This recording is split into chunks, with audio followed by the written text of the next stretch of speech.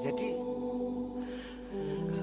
punten ini saya sendiri juga mengalami kesulitan untuk menerangkan sir kepada orang lain. Dan kalaupun saya bisa menerangkan dan Anda paham apa yang saya terangkan, itu pun seizin Allah. Kalau Allah nggak izin, Allah juga mengunci mulut saya kok. Iya. Di ruangan ini mungkin ada yang paham, ada yang tidak kok. Ya saya biarin aja. Memang gue pikirin. Sing paham ya wis. Sing syukur ya, sing paham ya syukur. Sing durung paham ya sabar be dingin. Iya. Karena ketika kita memahami hal-hal yang sangat rumit itu sendiri juga memerlukan landasan pemahaman, memerlukan jam terbang kita dalam berpikir, memerlukan banyak baca buku yang sebanyak-banyaknya, memperbandingkan pemikiran dengan pemikiran yang lainnya, kan begitu. Perlu modal juga. Ya kalau nggak punya modal ya nggak bisa. Anda tak beli. Anda bisa saya kirim bebek packing sehari 1000 ekor. Modalnya dia beli. Ker bayar sih kan. Gitu. Makanya jadi ya perlu modal. Makanya saya anjurkan gini aja lah. Sebetulnya saya lebih senang cara belajar tuh begini. Kamu baca buku, ketika menemukan sesuatu yang gak paham, tinggal nanya. Gak usah diurukin A sampai Z untuk kena waktu kan, Pak. Iya. Sampai masa buku silakan baca. Tinggal nyorok, oke ini halaman sekian, ini mana. Kan lebih enak. Berarti 1 hari, 2 hari Anda bisa menghatamkan 2 kitab. Ya, 1 tahun sudah ratusan kitab. Dan semakin banyak yang kita baca, otak kita juga semakin cerdas. Nanti kita beli. Modal 1 juta, berapa untungnya? Kalau modalnya 1 miliar, berapa untungnya? Kalau modalnya 100 triliun, bayangkan berapa untungnya. Kan pakai nganggo pacul kalau bulldozer, ya duduk ukurannya. Barang sira luru ilmune kayak wong macul. Iya, ya pribeng carane kira-kira nganggo bulldozer, ya modalnya besar dong. Iya, kita bermain waktu, kita berpacu dengan waktu, dan kita selalu kalah waktu, selalu kehabisan waktu. Saya kehabisan waktu membaca buku ini, kehabisan waktu. Iya, sampai larut malam, sampai subuh kadang-kadang. Kenapa? Ya begitu kita tidak membaca 1 hari, kita satunya jadi bodoh lagi. Makanya wal asri innal insana lafi khusr. Kita selalu kalah dalam berpacu dengan waktu. Selalu keketuman waktunya, selalu kurang waktu. Itulah persoalannya. Ya, satu jasrah beliau wiskin mah. Dan umur kita kan singkat sekali. Terus sore lagi, maghrib lagi. Gelis temen ya Allah. Iya, sampai kadang-kadang makan juga nggak dikunyah, langsung terlinin aja, buru-buru nggak ada waktu. Iya, ngising bedrung tuntas usung koding itu sakannya gampang. Iya, karena kita berebut dengan waktu. Barang sira leha-leha baik, gemuyung kata-kata, kererasan baik. Si priben maning. Kok kembali beli nasi ngerasa mah. Iya, waktu. Iya. Subhanallah. Enggak waktu. Ya kita mah hilang duit bisa cari lagi. Kalau kehilangan waktu nggak akan kembali. Rugi besar kok. Iya, dengan waktu itu. Jadi kembali lagi persoalannya adalah aku daiman illa bima araka. Rabbi as'aluka ma tardah. Wahai Tuhan, aku mohon bisa melakukan apa saja yang menyenangkan Engkau. Gusti paringana kula bisa ngelakoni apa baik sing kira-kira sampainya seneng. Ini juga kadang-kadang tidak terfikirkan. Orang terburu take for granted. Aku sudah bisa beramal soleh, selesai. Dia tidak sadar banyak amal soleh yang kamu lakukan, tapi Allah tidak senang kok. Nun, apa setiap amal soleh yang kamu lakukan Allah senang? Mungkinan barang emang bocah wadon lagi ngolok kita nih beli demen tekan ngumah basuh piring ngepel juga lambi dibasuh setrikaan nyung kita beli seneng paham beli tapi nyung kita nih seneng anu jago basuh piring usah aja basuh piringan nih karena duduk ngobrol baik kalau gitu bener paham beli. Jadi jangan kamu kira bahwa orang yang ibadatul jawarah nggak kelihatan melelahkan dia puasa nggak seumur hidup puasa aja baca Quran apa itu hebat nggak ada urusan ya bakal dia menang mama sama konam ngepel paling bisa ngobrol bakal si ngepel bapak sepiring marah bujang kan wah beliwan jadi dibayarnya bayarannya kan beli lah ya itulah makanya lah siapa yang dijamin oleh Allah tidak dibayar tapi dia suruh duduk bersama Allah orang sabar iya innallaha la yudhi'u ajral muhsinin Allah tidak akan menyia-nyiakan pahala orang yang berbuat baik semua kebaikan yang kamu lakukan Allah bayar semuanya. Kalau orang sabar, nggak usah banyak kerja, duduk sini bersamaku. Yang capri beng sabar mana? Masalah pahaman nih karena. Anak wong glimpang-glimpung ning omah, ya mangan karo kecap bae, blek turu maning masyaallah dia sabar teman koplok, bocah cules dia sabar. Seperti ben mana beli paham iku juga barang. Iya, jangan salah paham.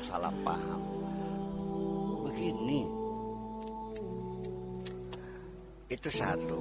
Anda mengenali seseorang posisinya sebagai apa, dan Anda di mana posisi Anda, supaya jangan salah ngomong kan? Iya enggak? Setelah Anda kenal sebatas posisi seseorang, pangkat seseorang, akan lebih hebat lagi. Obrolanmu akan didengarkan oleh teman bicara kamu ketika kamu telah mengenali faktor psikologis orang yang Anda ajak bicara. Ketika Anda bicara dengan saya, lalu Anda bercerita tentang bagaimana bikin sambal terasi yang enak, tidak menarik. Paham dikit? Tapi kalau Anda cerita cara mancing kakap yang paling ampuh, nah saya asik. Kenapa? Anda tahu kegemaran saya. Buya, Anda pakan sing tenggakan gelis kanggo anu ki. Dudu karo urang mah masih melengos sih kakap beka. Anak apa?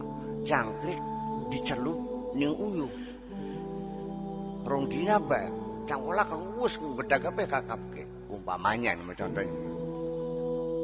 Oh iya, bisa-bisa saya mencoba aja gitu. Ya kan. Jadi ketika Anda mengenali tingkat intelektualitas seorang profesor doktor, Anda gak bakal nyampe untuk selevel dengan dia. Nah, tetapi kalau Anda punya kemampuan yang sama, pembicaranya akan sangat mengasihkan, bahkan kadang-kadang sampai pagi belum pulang-pulang. Iya kan? Nah, itulah persoalannya. Jadi, iya, ada satu hal yang perlu saya sampaikan.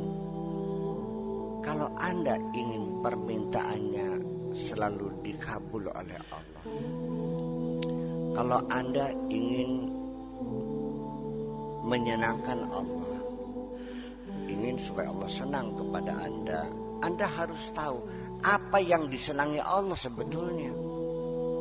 Kalau Anda ingin disenangi saya, Anda harus tahu apa kesenangan saya. Kalau Anda tidak kenal saya, bagaimana saya bisa senang sama kamu? Iya, amal soleh itu bukan jaminan bahwa itu akan dikasih balasan. Karena soleh itu urusan dunia, bukan urusan akhirat. Iya.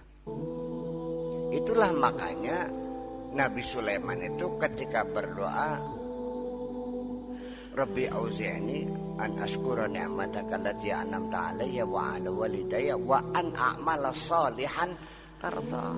Ada syaratnya, bisa beramal saleh yang diridhoi oleh Allah.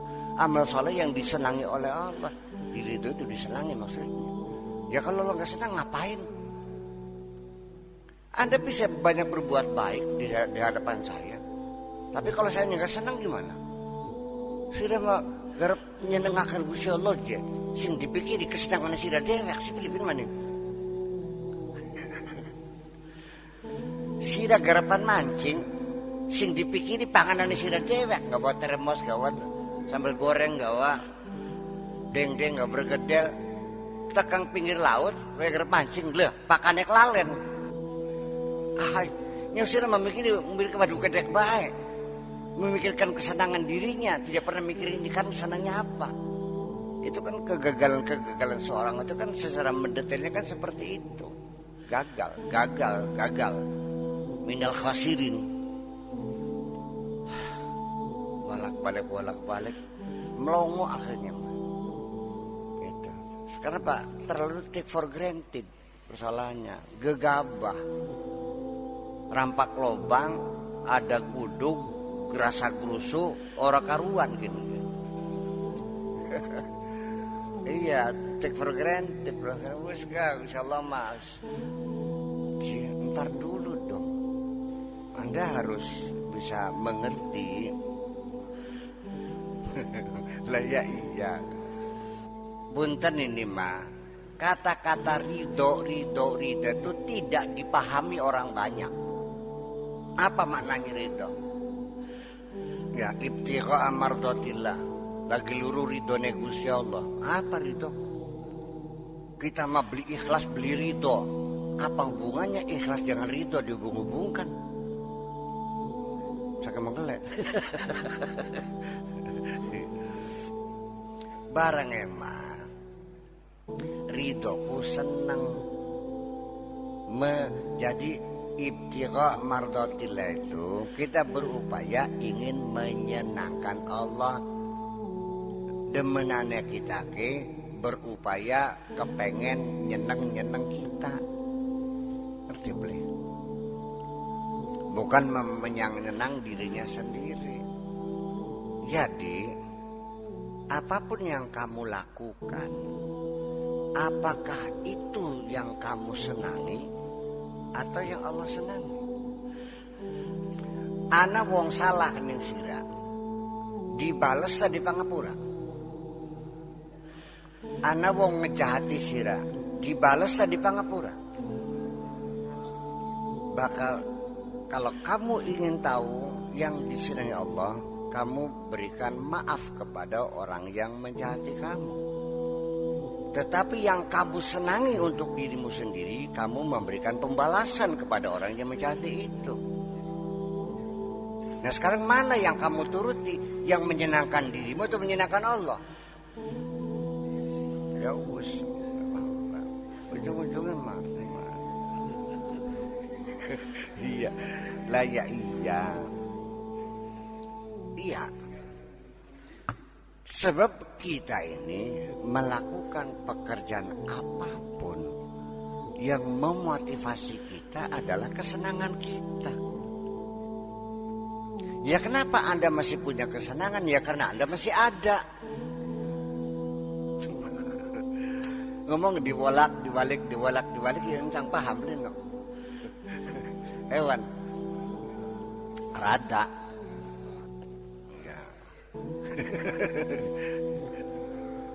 Ya.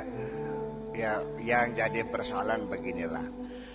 Oke, sekarang saya mau nanya. Tahukah Anda apa yang paling disukai Allah? Terus apa maning saja nih? Badakan beding nih. Kita ini berutut ya. Nun, pujian, puji. Iya, benar, amal baik. Pujian, apalagi Saudara? Hah? Permohonan, Kelakuan, apa maning Saudara? Silakan sebutin aja. Munajat. Saya bertanya, yang paling disenangi Allah, ketaatan, ati Allah wa ati Rasul, wa ulil amri minkum. Iya. Iya.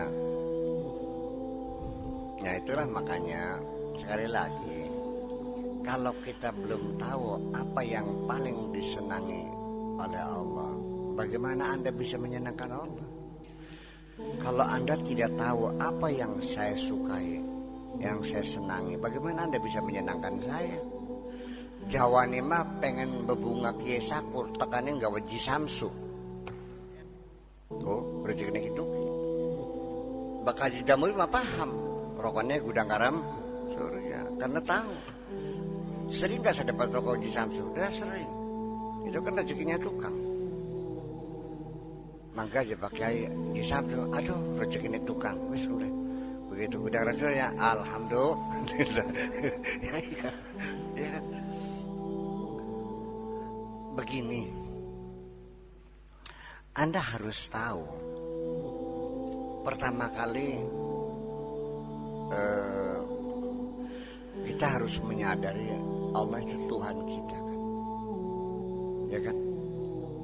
Allah yang menciptakan kita kan, semuanya milik Allah semuanya. Dan yang harus Anda ketahui, Allah tidak butuh sama kamu. Kamu yang butuh sama Allah. Allah enggak kok. Itu yang harus kita sadari. Nah, kalau Anda menghadapi orang yang tidak butuh sama Anda, kan perlu DPNDP ini. Orang butuh apa sih? Ya, kecias kecus bahaya. Anda tidak saya butuhkan. Oh apa?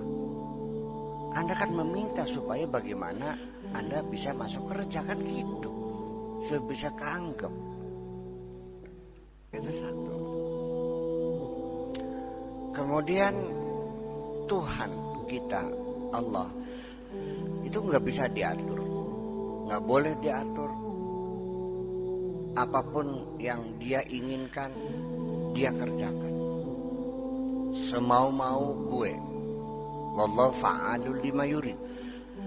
Cari wong kene ini sekarepe dewek insyaallah. Nah, makanya hindarilah apapun perilaku kita yang berseberangan dengan dalam doa-doa kita selalu mengatakan innaka tu'izzu man tasya wa tu'adzibu man tasya. Tu'til mulka liman tasya wa tanzi'ul mulka mimman tasya. Semuanya terserah engkau, tapi di penghujungnya biyadikal, engkau apapun bisa engkau lakukan. Engkau memuliakan siapapun, engkau menghinakan siapapun, engkau memberi rizki kepada siapapun, engkau memiskinkan siapapun, engkau memberikan jabatan kepada siapapun, engkau mencabut jabatan dari siapapun. Sekalipun demikian, aku yakin engkau sangat baik. Enak ngomongkan lu.